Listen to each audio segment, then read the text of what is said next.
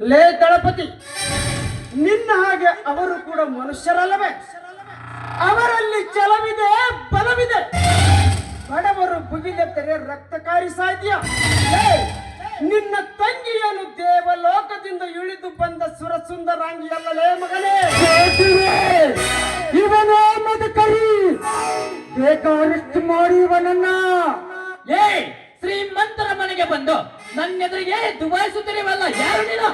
Inspector, ನಾನು ಯಾರು ಅಂತ ನಿಮಗೆ ನಾನು ಹೇಗೆ ಹೇಳಲಿ?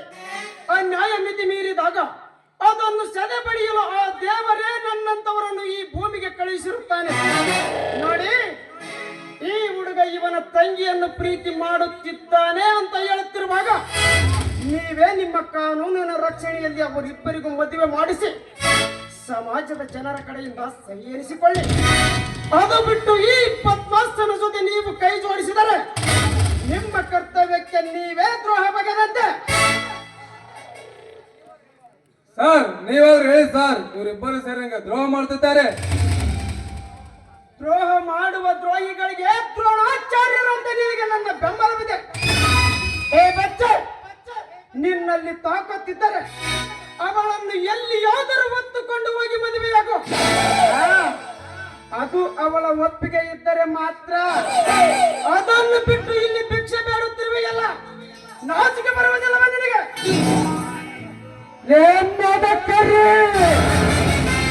ಇದು ನನ್ನ ಮನತನದ ವಿಷಯ, ಇದರಲ್ಲಿ ತಲೆ ಹಾಕಬೇಡಲೇ. ತಲೆ ಹಾಕಿದ್ರೆ ತಲೆನ ತೆಗಿತಾನೆ. ತಲೆ ಹಾಕಿದ್ರೆ ಏನ್ ಮಾಡ್ತೀರಾ? ತಲೆಯನ್ನ ತೆಗೆಯುತ್ತಿರಲೇ ಮದಕರಿ. ತಲೆ ತೆಗೆಯಲು ನಾನೇನು ಕೈಯಲ್ಲಿ ಬಳೆ ತೊಟ್ಟಿಲ್ಲಲೇ ಮಗನೇ? ಚಿತ್ರದುರ್ಗದ ಕೋಟೆಯನ್ನೇ ಆಳಿ ಹೋದ ಸೂರರ ಮನತನವನ್ನು ಹೊಂದಿ ನಿನ್ನಂತವನನ್ನು ನೇಣಿಗೇರಿಸಲು ಬಂದಿರುವ ವೀರಮದಕರಿ ನಾನು. ಲೇ ದಳಪತಿ, ನಿನ್ನ ತಂಗಿಯ ಮನಸ್ಸು ಇವನ ಮೇಲಿದೆ ಎಂದಾಗ ಶಿವ ಶಿವ ಅಂತ ಕೈ ತೊಳಕೋ ಮಗನೇ. ಅದನ್ನು ಬಿಟ್ಟು ಇಲ್ಲಿ ಜಾತಿ, ಅಂತಸ್ತು, ಮರ್ಯಾದೆ ಅಂತ ಕೂಗಾಡಿದರೆ ನಿನ್ನ ಗಂಟಲ ಕೊಳೆಯುವುದು. ಏ ಮದಕರಿ, ನನ್ನ ಪ್ರತಿಯೊಂದು ವಿಷಯದಲ್ಲಿ ಭಾಗವಹಿಸಿ ಮಾತನಾಡಲು ನೀಗಷ್ಟಿದ್ದಾಗ ನನ್ನ ತಂಗಿಯನ್ನು ಇವನಿಗೆ ಕೊಟ್ಟು ಮದುವೆ ಮಾಡಲು ಅದು ಕನಸಿನ ಮಾತು. ಬೇಕಾದರೆ ಅವಳನ್ನ ಕದ್ದು ಕೇಳು. ಕಮಲ, ಏ ಕಮಲ.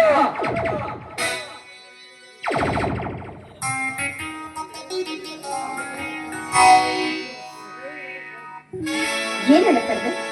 ಹಾ, ಕರೆದೆ. ಏ ಪಾಪಿ ಎಣ್ಣೆ, ಈ ಮೋಟೇಶ್ವರನ ಮದುವೆಗಳು ಒಪ್ಪಿದ್ಯಾ? ನಿಜವೇ ಹೇಳು. ಭಯ ಪಡಬೇಡಮ್ಮ, ನಿಜ ಹೇಳು. ಪ್ರೀತಿ ಪ್ರೇಮಕ್ಕೆ ಬೆಲೆ ಕೊಡುವುದಾದರೆ ನಿನ್ನ ಮನಸ್ಸಿನಲ್ಲಿರುವುದನ್ನು ಹೇಳು. ನೋಡಿ, ಯಾರು ಕೂಡ ನನಗೆ ಯಾವ ವಿಷಯವಾಗೂ ಕೂಡ ಒತ್ತಾಯ ಮಾಡು. ನಾನು ನನ್ನ ಅಣ್ಣ ಏನು ಹೇಳ್ತಾನೋ ಅದೇ ರೀತಿ ನಡೀತೀನಿ. ಏ ಕೇಳಿದೆಯಲ್ಲ, ಜಾಗ ಖಾಲಿ ಮಾಡಲಿಂದ. ಇನ್ಸ್ಪೆಕ್ಟರ್, ಇವರಿಗೆ ಯಾವುದು ಹೇಳ್ತಿರೋ ಸರಿಯಾಗಿ ಹೇಳಿರಿ.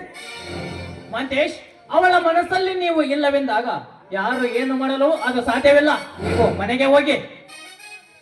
ಇನ್ಸ್ಪೆಕ್ಟರ್, ಇವನ ಬೆದರಿಕೆಯಿಂದ ನಿಜವನ್ನು ಹೇಳಲಿಲ್ಲ ಆ ಹುಡುಗಿ. ಲೇ ದಳಪತಿ, ನಿನ್ನ ಅಂತಸ್ತನ್ನು ನೋಡಿ ಈ ಹುಡುಗನಿಗೆ ಮೋಸ ಮಾಡುತ್ತಿರುವ ಮಗನೇ, ಮುಂದೊಂದು ದಿನ ನಿನ್ನ ಕಣ್ಣೆದುರಲ್ಲಿಯೇ ನಿನ್ನ ತಂಗಿಯ ಕೊರಳಿಗೆ ಇವನ ಕಡೆಯಿಂದ ತಾಳಿ ಕಟ್ಟಿಸದಿದ್ದರೆ ನಾನು ಈ ಗಂಡು ಭೂಮಿಯಲ್ಲಿ ಹುಟ್ಟಿದ ಪುಣ್ಯ ಪುರುಷನೇ ಅಲ್ಲ. ಏ ಬಚ್ಚ, ಪ್ರೀತಿ ಮಾಡಬೇಕಾದ್ರೆ ಹೃದಯದಲ್ಲಿ ಧೈರ್ಯ ಬರಬೇಕು. ನಿನ್ನ ಕೆಲಸವನ್ನು ನೀನು ಮುಂದುವರಿಸು. ನಿನಗೆ ನನ್ನ ಬೆಂಬಲ ಯಾವತ್ತೂ ಇದ್ದೇ ಇರುತ್ತದೆ. ದಳಪತಿ, ಈ ಮಹಾಂತೇಶನ ನಿನ್ನ ಮನೆಯ ಅಳಿಯ ಅಂತ ಬರೆದಿಟ್ಟುಕೋ ಮಗನೇ. ಅದನ್ನು ಬಿಟ್ಟು ಬೇರೆ ಏನಾದರೂ ಪ್ಲಾನ್ ಮಾಡಿದರೆ ನಿನ್ನ ದೇಹದಲ್ಲಿರುವ ಬಿಳಿ ಭಾಗಗಳನ್ನು ಬೇರೆ ಬೇರೆ ಮಾಡಿ ಹಾಕುತ್ತೇನೆ. ಹುಟ್ಟು ಬಾಯಿ ಮಗನೇ. ಏ ದಳಪತಿ, ನನ್ನದು ಅದೇ ತೀರ್ಮಾನ. ಅಣ್ಣ, ಬಾಣ ಹೋಗೋಣ.